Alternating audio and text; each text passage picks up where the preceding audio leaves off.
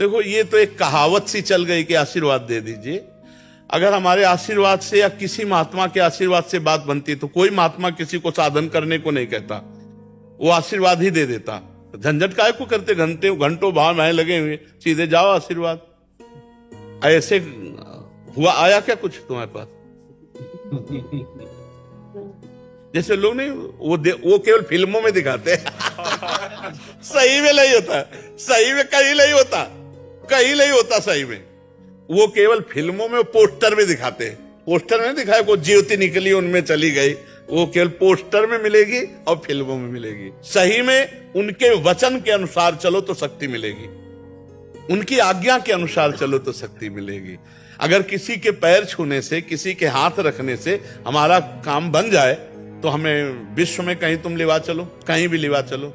ऐसे समर्थ भजनानंदी महापुरुष, समर्थ जो रात दिन भजन में लगे, वो यही कहते भजन करो, तुम्हें करना पड़ेगा।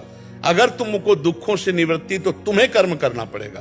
देखो, जैसे रसगुल्ला भी है तो हम खाएंगे तो हमें स्वाद मिलेगा, आप खाओगे तो आपको स्वाद मिलेगा। आपके सामने रख दें, आप खाओ ना तो स्वाद नहीं मिलेगा। ऐसे ही कृपा जो है वो ये कि भगवान ने आपको साधु समागम दिया, संत समागम में आपको अच्छी बात मिली, अब आप उसे पकड़ लो, यही आशीर्वाद है। ना पकड़े तो ये केवल मतलब एक वचनों का एक बन गया है कि कुछ लोग होते हैं ना, कहते हैं हाथ धर दो, कुछ नहीं होता है भाई। हम कहते हैं नाटक, ड्रामा, नौटंकी में क्यों अपना जीवन बर्बाद करो। कोई भी रखवा ले, अगर कुछ हो जाए तो हमें बता दो, ईमानदारी से कहते हैं। इनसे कुछ नहीं होता, आज्ञा पालन से होता है। जब आप आज्ञा पालन करोगे, नाम जप करोगे, तभी आपको सब आनंद की प्राप्ति होगी। कभी कभी ऐसा तुक्का लग जाता है कि जैसे आप जो सोच के आए और आए, भले कुछ नहीं हुआ, काम हो गया। अरे बोले बाबा बड़े चमत्कारी, हम सोच के आए थे, हमारा काम हो गया। वो तुक्का लग गया, तुम्हारा पुण्य का समय आ गया और उसी समय तुम्हारी एंट्री हुई और तुम्हारी कामना बन गई, तुम्हारा काम हुआ। बोले बाबा बड़े चमत्कारी। वशिष्ठ जी से बढ़कर कोई बाबा चमत्कारी होगा? वशिष्ठ जी भगवान राम के कुल गुरु, वो कह रहे सुनो भरत, भावी प्रबल बिलखि कहो मुनिनाथ। बिलखि माने कि कोई बस नहीं चल सकता, हानि लाभ जीवन मरण जस अपजस विधि हाथ, विधान के हाथ है। इसलिए खूब नाम जप करो और इन सब फालतू की बातों का ध्यान न दो कि किसी का आशीर्वाद, किसी, ये सब संत जन जो बोल रहे हैं ये उनका आशीष ही है। संत जन जो बोल रहे हैं अपनी जीवनी शक्ति तुम्हें दे रहे हैं, तुम उसको पकड़ लो, फिर देखो स्वाद आ जाएगा। अब उसको ना मानो तो ये हाथ पैर, इनसे कुछ नहीं होता।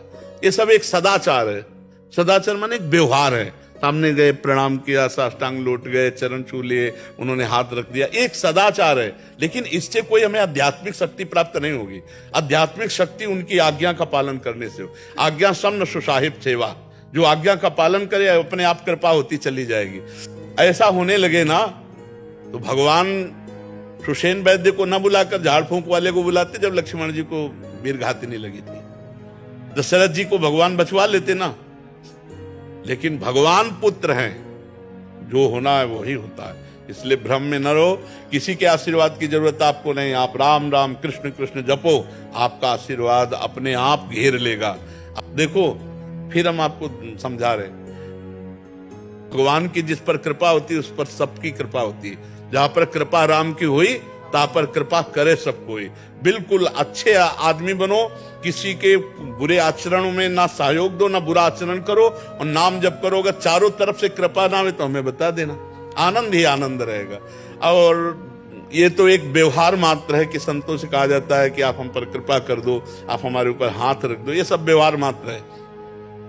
खूब इसीलिए बचपन से इस मार्ग में है। कहीं भी जहां सब देखा, कहीं भी कुछ नहीं, आपको करना होगा। आपको अपने कल्याण के लिए आपको तपना होगा, आपको जलना होगा। जो आपको बता रहा है वो ड्रामा है।